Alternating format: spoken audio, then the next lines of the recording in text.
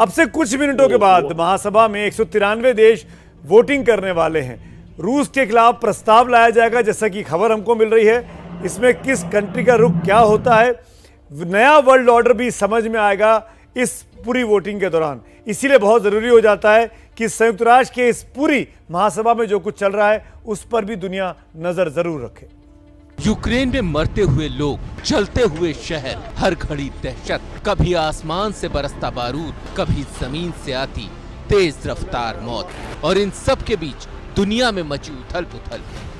कोई रूस के साथ तो कोई रूस को मिटाने के लिए खड़ा। Russia's Vladimir Putin sought to shake the very foundation of the free world, thinking he could make it bend to his menacing ways. But he badly miscalculated. He thought he could roll into Ukraine and the world would roll over. Instead, he met with a wall of strength he never anticipated or imagined. He met the Ukrainian people. और सियासत के इस खेल में शिकार बनते मासूम लोग, अपनों को खो चुके लोगों के आंसू और बेइंतहा दर्द। इसके बावजूद हार न मानने का यूक्रेन का जज्बा ऐसा कि वो रूस की ताकतवर सेना के सामने खड़ा है, बिना अपनी जान की परवाह किए। Ми допомагаємо один одному. Ми боїмося один за одного. Вчора зранку на площі Свободи ми всі були харків'янами. और दूसरी तरफ रूस है जो वैक्यूम बम के बाद अब एटम बम चलाने और तीसरे विश्व युद्ध की हाहाकारी घोषणा करने में लगा है। इन सब के बीच संयुक्त राष्ट्र महासभा में वोटिंग होने जा रही है और इसमें बहुतों की नजर हिंदुस्तान पर है। चाहे रूस हो या उसके विरोधी देश, सबकी उम्मीदें हिंदुस्तान पर टिकी हैं। We are strategic allies with India. We are very much grateful to India for its balanced position that has been displayed at the UN. As I said, India understands the depth of the current crisis. India is a huge country and has a great diplomacy, so they know what to do. I'm not the person who gives advices, or neither is Germany or other countries. In this moment, I think it's important for all of us to stand up for the protection of the international law. दुनिया में लगभग सभी देश रूस की निंदा कर रहे हैं, लेकिन भारत इसे लेकर निष्पक्ष बना हुआ है। भारत ने संयुक्त राष्ट्र सुरक्षा परिषद में रूस के खिलाफ आए प्रस्ताव पर मतदान नहीं किया था।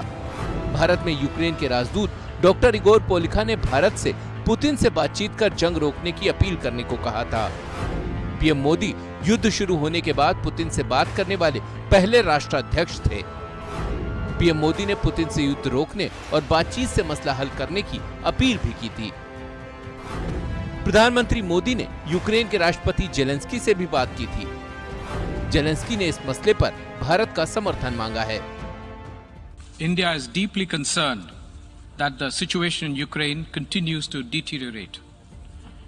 We reiterate our call for immediate cessation of violence and an end to hostilities. My government firmly believes that there is no other choice but to return to the path of diplomacy.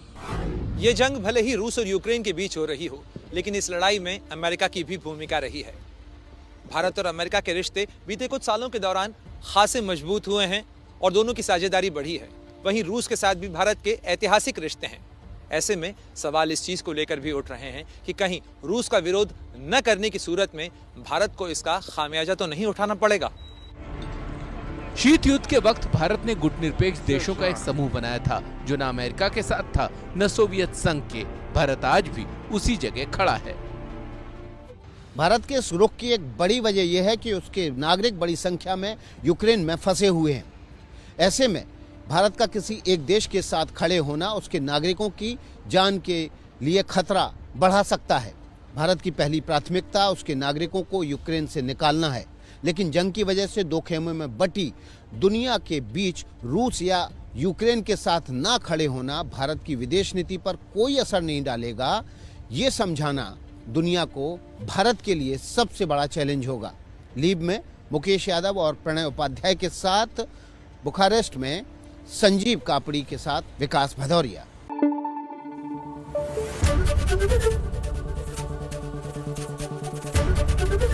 ABP news आपको रखे आगे।